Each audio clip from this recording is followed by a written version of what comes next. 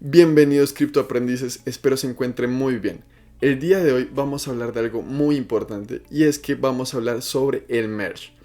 El merge es algo muy importante ya que ha sido esperado durante meses e incluso años en toda la comunidad relacionada con criptoactivos y con criptodivisas. Pero es que si aún no sabes qué es el merge, te invito a que te suscribas, le des like y compartas este video porque el día de hoy vas a aprender todo lo necesario. Así que comenzamos.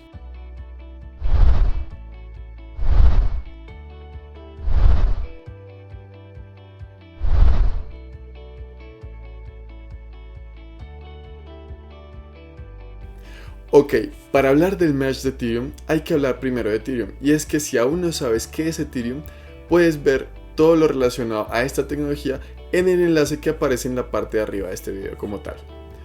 Aún así, vamos a hablar o a recordar un poco a grandes rasgos de qué trata, y es que Ethereum es la segunda criptomoneda o la segunda criptodivisa más importante del mundo solamente después de Bitcoin. ¿Por qué?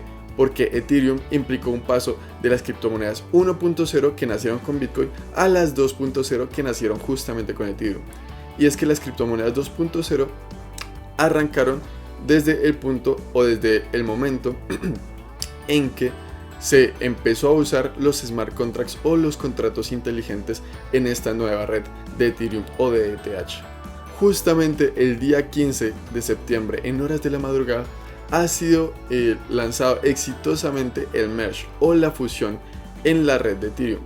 Y es que esto trae grandes cambios para todo el mundo de las criptomonedas o para todo lo relacionado con ETH como tal.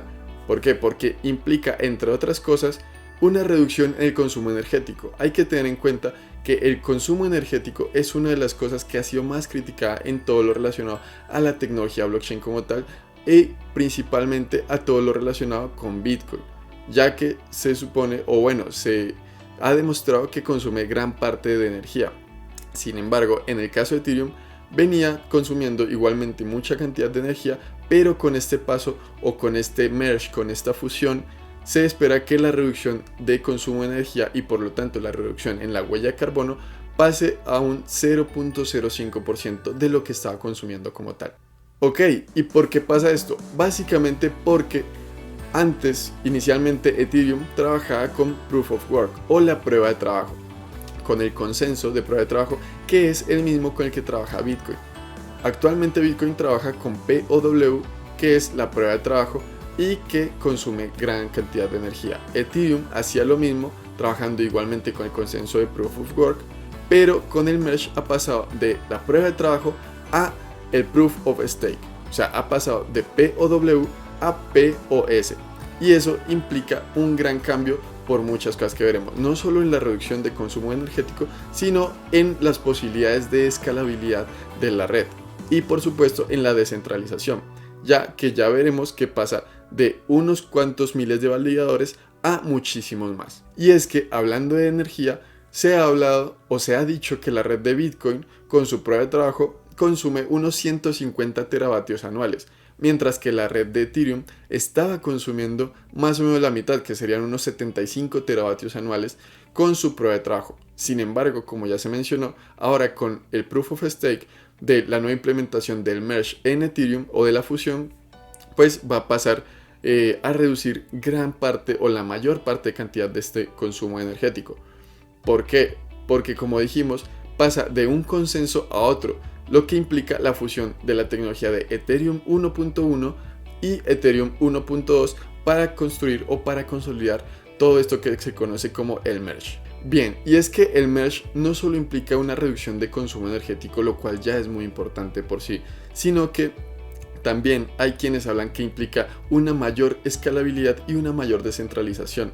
¿Por qué? Porque al pasar de la prueba de trabajo, del consenso de prueba de trabajo, que implica muchos computadores resolviendo problemas matemáticos gigantes para validar un solo bloque, ahora para validar justamente las transacciones dentro de Ethereum, basta con participar de la prueba del Proof of Stake, es decir, mantener cierta cantidad de Ethereums en staking.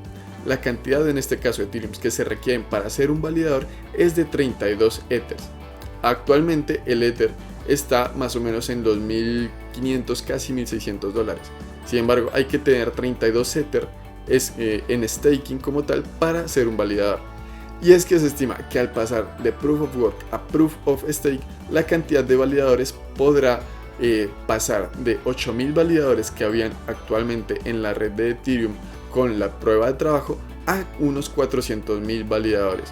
Por supuesto, eso digamos que abre la brecha para una mayor descentralización y mayor escalabilidad. Sin embargo, hay quienes opinan o quienes apuntan a que tal vez eso dé pie a un mayor o a un intento de mayor control gubernamental, ya que para ser validador simplemente bastará con mantener Ethereum estancados o haciendo stake.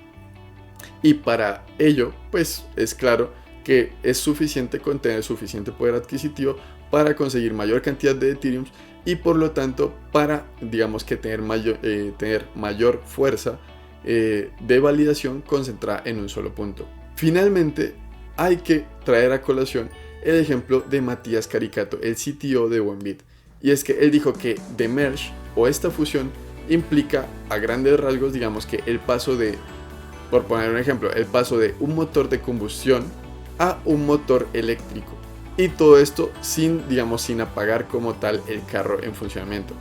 Cabe recordar que la red de Ethereum tiene más de 200 millones de dólares, digamos, en juego, y por supuesto muchos millones de usuarios también dentro de este tipo de tecnología haciendo uso de contratos inteligentes o de smart contracts.